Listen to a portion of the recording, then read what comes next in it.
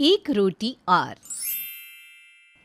रचना बहू, आज तो खाना तुमने बहुत स्वादिष्ट बनाया है।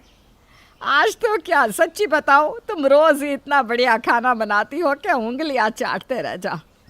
अच्छा एक काम कर बेटा, मेरे लिए ना एक गर्मा गर्म रोटी और सेंक ला। वो क्या है ना, पेट तो भर गया लेकिन मन नहीं भरा। अच्छा बहू, अब जब तू रोटी सेकने जा ही रही है तो एक करारी सी रोटी घी लगाकर मेरे लिए भी लेते आना। भाई रिटायरमेंट के बाद तो बहुओं के हाथ का खाना खाकर मेरा तो मन ही नहीं भरता। जी करता है खाता रहूं खाता रहूं। लेकिन आटा तो खत्म हो गया है, अब मुझे फिर से गूंथना पड़ेगा। ठीक है, अभी ला देती हूँ। रचना रसोई में जाती है, जहाँ उसकी देवरानी नेहा सबको खाना परोसने के बाद रसोई की सफाई करके बर्तन धो रही थी। अरे नेहा, तुमने चकला बेलन तवा सब धुलने में ले लिया क्या?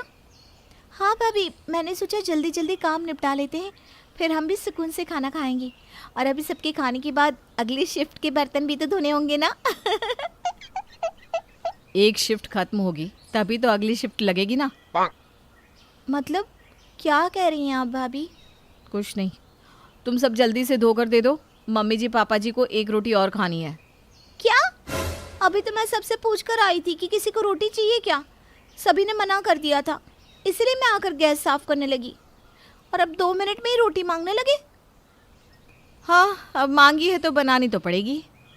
अब रोटी बनाऊंगी तो फिर से गैस और प्लेटफॉर्म साफ भी करना पड़ेगा। तवा चकला बेलन परात सब धोकर रखना पड़ेगा। ये रसोई नहीं, लंगर है, लंगर जो 24 घंटे चलता ही रहता है। अरे बहू जल्दी ला, पता नहीं एक रोटी बनाने में कितना समय लगता है। 2 लोग किचन में घुसी रहती है, फिर भी खाना टाइम से नहीं मिल सकता इस घर में। हर समय मुंह से मुंह लगाया फुस फुस करती रहती है। ला रही हूँ माँ जी। रचना जल्दी जल्दी रोटी बनाकर सास ससुर की थाली में रखने लगती है। तभी ननद सुरुचि कहती है, भाभी प्लीज 2 चम्मच चावल ला दो ना। सुरुचि, चावल तो जितना भी था सब तुम्हें और मम्मी जी को दे दिया, अब चावल नहीं बचा। अरे ऐसा कैसे नहीं है, अंदर 50 किलो की बोरी रखी है चावलों की, और मेरी बेटी को 2 चम्मच चावल के लिए मना कर रही हो। देख लो माँ, भाभीयों के राज में तो दाने दाने को तरसना पड़ रहा है। मेरे तो निवाले तक गिन रही है भाभी। अरे खड़े खड़े मुंह क्या देख रही है, जाकर एक मुट्ठी चावल चढ़ा देना। अरे तेरी कौन सी बहुत मेहनत लग रही है, चावल तो कुकर 5 मिनट में बना देगा।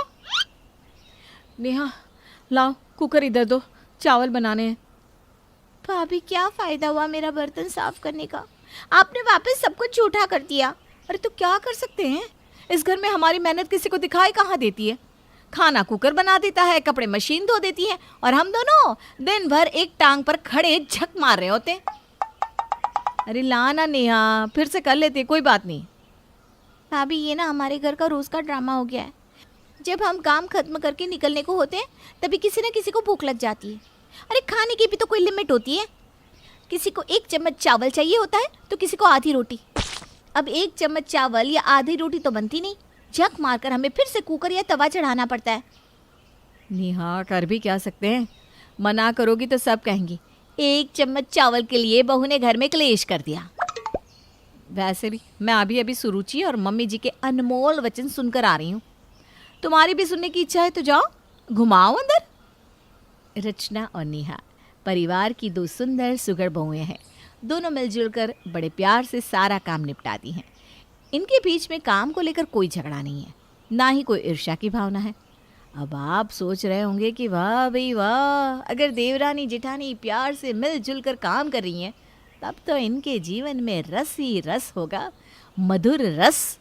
तो मैं आपको बता दूं, ऐसा बिल्कुल भी नहीं है।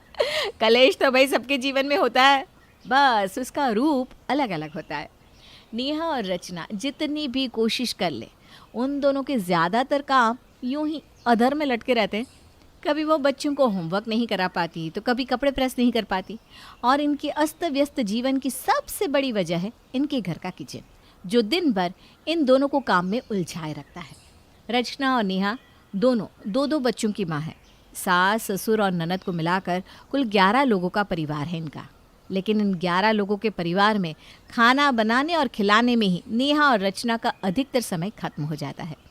सिन्हा परिवार जो एक बार डाइनिंग टेबल पर बैठ जाता है तो फिर वो जल्दी से उठने का नाम नहीं लेते।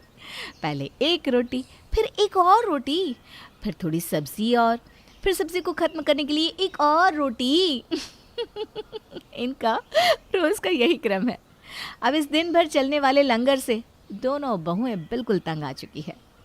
भाभी, हमारा पूरा दिन रसोई में ही बीत जाता है। कभी कभी तो मुझे ऐसा लगता है कि मैं इस घर की बहू नहीं रसोइया हूँ। बात तो तुम्हारी 100% सच है नेहा, लेकिन क्या करे समझ में नहीं आता। इन सबको कैसे सुधारे? खा खा कर सबका वजन महंगाई की तरफ बढ़ता जा रहा है, लेकिन इन लोगों को कोई चिंता ही नहीं। अरे खाना बना बनाया मिल रहा है तो क्या 4 दिन का खाना एक ही बार में खा लेंगे? बिल्कुल ठीक कहा भाभी। अब तो बच्चे भी बड़ों की देखा देखी करने लगे हैं। नेहा, मेरे पास ना एक आइडिया है। अब लगता है बेशर्म बनने का समय आ गया है। रचना नेहा को पूरी योजना समझाने लगती है। अगले दिन सुबह की चाय के बाद, मम्मी जी लाइए, आज आपकी शुगर चेक कर देती हूँ। अरे क्यों भाई, मुझे क्या हुआ है? अरे नहीं मम्मी जी, ये तो बस आपकी हेल्थ के लिए है। उम्र के साथ शुगर बीपी का खतरा भी तो बढ़ जाता है ना। रचना ने आज जानबूझकर चाय में ढेर सारा मीठा डाला था, इसलिए जब वो शुगर चेक करती है तो बहुत हाई आती है। हे भगवान, मम्मी जी आपकी शुगर तो बहुत हाई हो गई है। मैं आज ही डॉक्टर को बुलाकर आपका पूरा हेल्थ चेकअप करा देती हूँ। कहीं आपको कुछ हो गया तो? अरे शुभ शुभ बोल, मरे मेरे दुश्मन। तू जल्दी से बुला ले, तेरे पापा जी का भी चेकअप करा लेंगे लगे हाथ। थोड़ी देर बाद डॉक्टर घर में दाखिल होता है और बारी बारी से सासू माँ, ससुर जी, ननद सबके ब्लड सैंपल लेता है। अरे माता जी, आपका वज़न तो आसमान छू रहा है। वज़न का कंट्रोल करिए, नहीं तो शुगर आपकी जान लेकर छोड़ेगा। इसे हल्के में मत लीजिए। और अंकल जी, आपका वज़न तो सैकड़ा पार कर चुका है।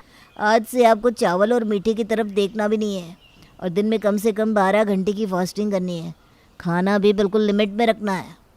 हाय राम, ये डॉक्टर तो हमारे खाने के पीछे ही पड़ गया। माता जी, बुढ़ापे तक स्वस्थ रहना है या फिर इंजेक्शन पर जीवन चलाना है? शुगर का इंसुलिन के अलावा कोई इलाज नहीं है। एक बार अगर शुगर लिमिट से बाहर हुई तो हर बार खाने से पहले इंजेक्शन लेना पड़ेगा। अरे राम राम राम राम, मुझे तो सुई से बहुत डर लगता है। अब बहू, मेरी ना आज से बस 2 ही रोटी बनाना बेटा, मुझे अपना बुढ़ापा खराब नहीं करना। शाम के समय सबकी ब्लड रिपोर्ट लेकर डॉक्टर साहब फिर से घर आते हैं। मैंने कहा था ना माँ जी, आपको शुगर की शिकायत है। आपको चावल, आलू, मीठा और मसालेदार खाना नहीं खाना है और साथ ही हल्का भोजन करना है। स्वाति, आपकी रिपोर्ट्स तो नॉर्मल है, लेकिन वज़न तो आपका भी बहुत ज़्यादा है। एक जगह पर बैठे मत रहो, घूमो, एक्सरसाइज करो और डाइट पर ध्यान दो। मोटापा 100 बीमारियों का घर होता है। और अभी तो तुम्हारी शादी भी नहीं हुई। तुम्हारे शरीर को अभी बहुत से बदलावों से गुजरना है। डॉक्टर सबको खाने पीने की हिदायत देकर चला गया था। डिनर के समय, भाभी प्लीज 2 चम्मच चावल और ला दो। ये लो सुरुचि, 2 चम्मच चावल। अरे भाभी, ये क्या? अब तो सचमुच 2 ही चम्मच चावल लाई हो।